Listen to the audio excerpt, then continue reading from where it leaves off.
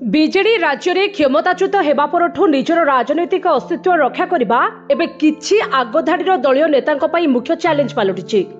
ବିଜେଡିର ପାଣ୍ଠିକୁ ନିଜ କବ୍ଜାରେ ରଖିଥିବା ଦଳର ଅଘୋଷିତ ସର୍ବେସର୍ବା ଭିକେ ପାଣ୍ଡିଆନ୍ ଏବଂ ତାଙ୍କ ଖାସ ଅନୁଗତ ପ୍ରଣବ ପ୍ରକାଶ ଦାସ ବବିଙ୍କୁ ଯେନତେନ ପ୍ରକାରେ ସନ୍ତୁଷ୍ଟ କରି ସେମାନଙ୍କ ପ୍ରିୟ ପାତ୍ର ହେବାକୁ କିଛି ନେତାମାନଙ୍କ ମଧ୍ୟରେ ଏକରକମ ପ୍ରତିଯୋଗିତା ଆରମ୍ଭ ହୋଇଥିବା ଜଣାପଡ଼ିଛି। ଦଳରେ ତୀବ୍ର ବିରୋଧ ସତ୍ତ୍ୱେ ଗତ 4 ଦିନ ପୂର୍ବରୁ ବବିଙ୍କୁ ସଂଗଠନରେ ଏଣ୍ଟ୍ରି କରାଯାଇଥିବା ବେଳେ ଆଜି ଏହାକୁ ଯଥାର୍ଥ ଦର୍ଶାଇବାକୁ ଆଗକୁ ଆସିଛନ୍ତି ବରିଷ୍ଠ ନେତା ସଞ୍ଜୟ ଦାସ ବର୍ମା।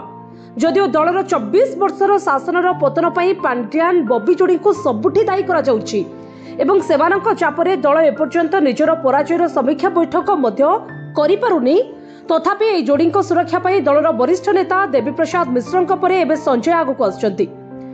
ବିଜେଡି ପାଇଁ ବ୍ୟକ୍ତି ନୁହେଁ ବରଂ ବିଚାର ଏବଂ ଆଦର୍ଶ ଗୁରୁତ୍ୱପୂର୍ଣ୍ଣ ବୋଲି କହି ପ୍ରୟୋଜିତ ଢଙ୍ଗରେ ସଂଗଠନରେ ବବିଙ୍କ ଏଣ୍ଟ୍ରି ପାଇଁ ନିଆଯାଇଥିବା ନିଷ୍ପତ୍ତିକୁ ସଞ୍ଜୟ ଯଥାର୍ଥ ବୋଲି ଦର୍ଶାଇଛନ୍ତି।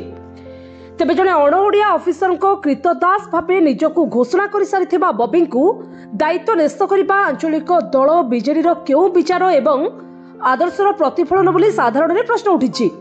ତେବେ ନିଜ ସ୍ୱାର୍ଥ ପାଇଁ ଓଡ଼ିଆଙ୍କ ସମ୍ମାନ ଏବଂ ସ୍ୱାଭିମାନକୁ ଭୁଲୁଣ୍ଠିତ କରିଥିବା ବିଜେଡିର କିଛି ନେତା ଏବେ ଦଳୀୟ ପାଣ୍ଠିକୁ ହାତେଇବା ପାଇଁ ପାଣ୍ଡିଆନ୍ ବବି ଯୋଡ଼ିଙ୍କୁ ତୁଷ୍ଟିକରଣରେ ମାତିଥିବା ଚର୍ଚ୍ଚା ହେଉଛି। ବ୍ୟୁରୋ ରିପୋର୍ଟ, ଜେ ନ୍ୟୁଜ୍।